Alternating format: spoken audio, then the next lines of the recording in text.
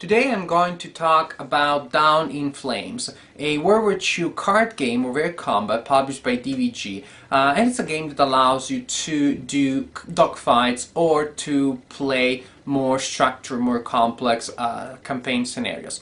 It is a game that was published originally a couple of years ago, and now DVG came out with the new version, and I only played this one, so I'm only going to talk about the revised version today.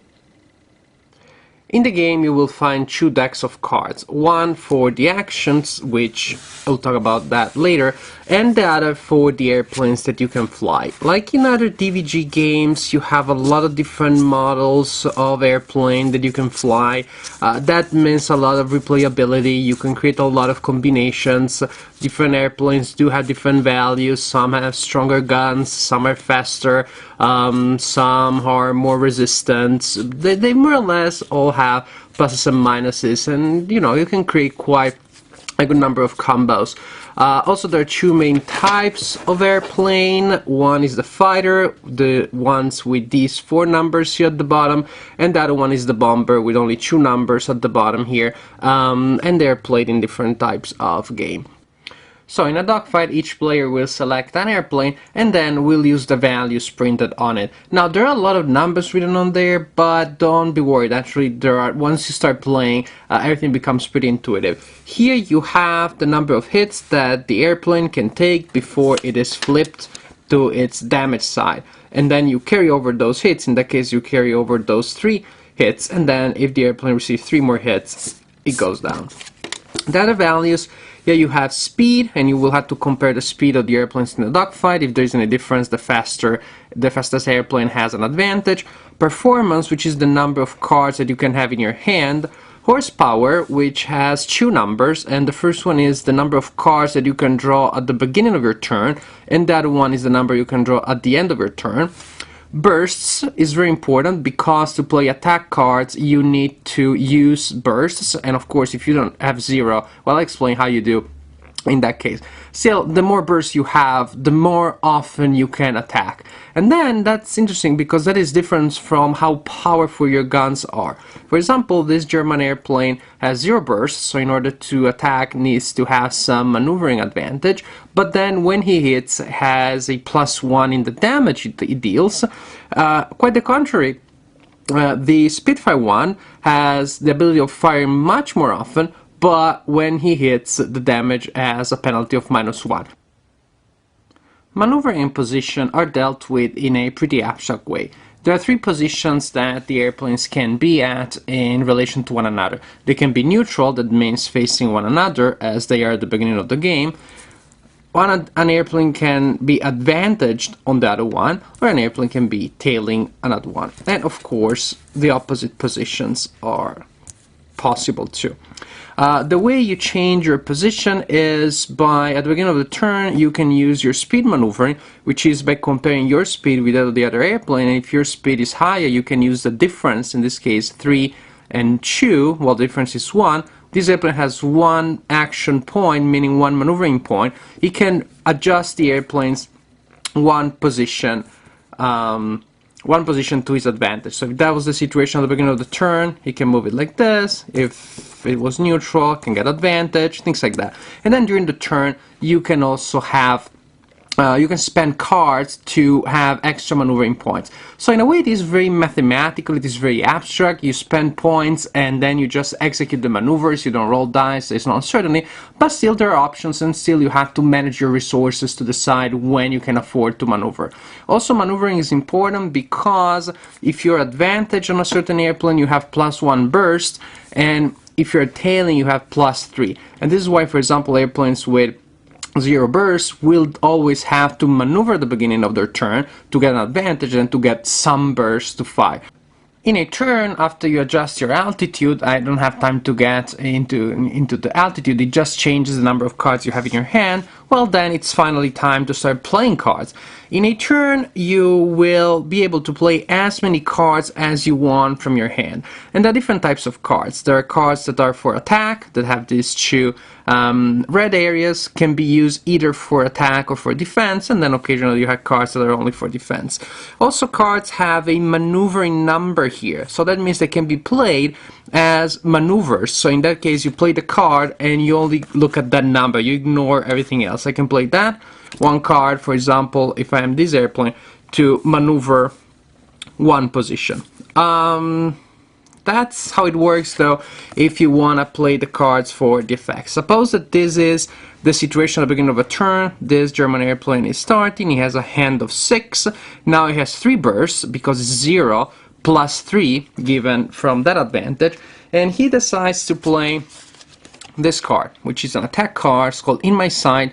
Costs 1 burst, so now he has 2 bursts left, and if it's not reacted to, scores 1 hit on the target. So he just places it there and says, I'm playing In My Sight against you, and if I get you, I'll deal you 1 hit. Now, the attacked player has the possibility of reacting by playing a card in his hand, and suppose he has in his hand and this reacting card that is a tight turn, that reacts to In My Sights. Cards that have a defensive value will have at the bottom a list of the cards that they react to. So this player says, well, but I am taking a tight turn to try to avoid your hit.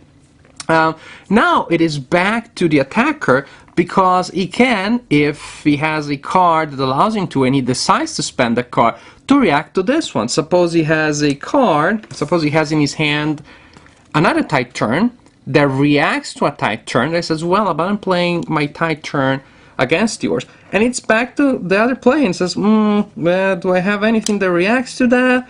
Yes, I do. I have another one that reacts to in my tight turn, reacts to your in tight turn. Oh, man, this is going to be long, but it just so happens that the attacker also has another tight turn. He plays it. At this point, suppose that this player does not have anything to react, well, basically the winner of the struggle is the one that plays the last card. Is the attacker plays the last card, so the last maneuver is not reacted to, then the first card takes effect. In this case, this airplane will get a 1 hit for the card, and then a +1 because of the firepower of the airplane, 2 hits. Otherwise, if it is the defender who plays the last card, like this, no, like this, if it's the defender that plays the last card, then the original attack is annulled, all cards are discarded, and now the attacker, if he wants, can play more cards. You just can play as many as you want, and suppose at this point that player plays this one, because he still has 2 bursts, so he can play the In My Sight, which scores 3 hits, and now this player is like, oh, but I just played all my tight turns and my defensive cards, and so now this player received 3 hits. On top of the dogfight system, the game also allows you to play these bombing campaigns, which are a real treat because they almost are another game in the basic game. What you do is choose a campaign, and then one of the 2 sides will be the attacker and one will be the defender. The attacker starts from one of the starting points and chooses a mission. The attacker will receive the airplanes which are on the arrow plus another airplane chosen from this list, and the defender will have a default interceptor and then another airplane chosen from this list here. And it is interesting because the bombers or the fighters that are used as bombers in these missions fly differently from what they do in regular dogfight. They have much less maneuverability. All they can do is fire away at anything that approaches them. There's a certain number of turns that they will use to fly towards the target, and in which the interceptors will try to stop them. If the bombers make it to the target, then there are special rules to see how much damage they receive from the flak defenses, and then how much damage they actually can hit on the they can do on the target. If they destroy the target, then the attacker takes control of that target and they can start flying missions from that point there. If the mission is not completed, then the initiative goes to the defender, who now becomes the attacker and can start launching bombing attacks. So the attacker and defender role might go back and forth, and it just adds an interesting strategical aspect because now you have the option of flying certain missions just because you want to take control of a certain area, and then you want to start launching other missions, and then in the end you will count the victory points that you have according to how good a defender attacker you have been, and then it will determine the winner of the campaign. It is fun because it gives you the option of having a more structured experience as an interesting alternative from time to time to the basic dogfight. It's a lot of fun. Like in any card game ever made, the luck factor can be substantial in Down in Flames. If you don't get the cards that you need, there isn't much you can do but just to defend yourself, to do evasive maneuvers while you're waiting for those cards to come in your hands. There's even a card that allows to destroy the enemy with one hit if you hit their tank. And well, once you know that is in the deck, you will probably want to keep in your hand something that allows you to defend against that card. But if your opponent gets that card in turn 1, plays it, you don't have anything against that, the game is over. Which I'm sure will bother some players, but it doesn't bother me too much because it fits the theme real well.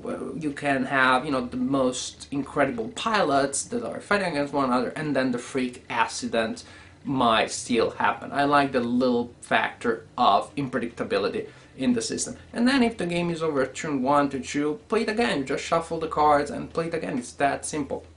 I like the flexibility. You can have a short dogfight as a filler in a game night. You can have several dogfights, just play those all night with different airplanes. It will be fun. You can link bombing missions in a campaign with a lot of structure and strategy. Just many different games can come out of the components that come with Down in Flames. I like the fact it can be played effectively by more than 2 people. You really give different airplanes to different players on the same side. They will act independently enough because the airplanes act differently, so they will be independent enough that everybody has a good time. You don't have the leader problem, and yet they are working as a team. So bottom line, I think it is a good game. If the luck factor doesn't bother you, I think you can have a lot of fun with it.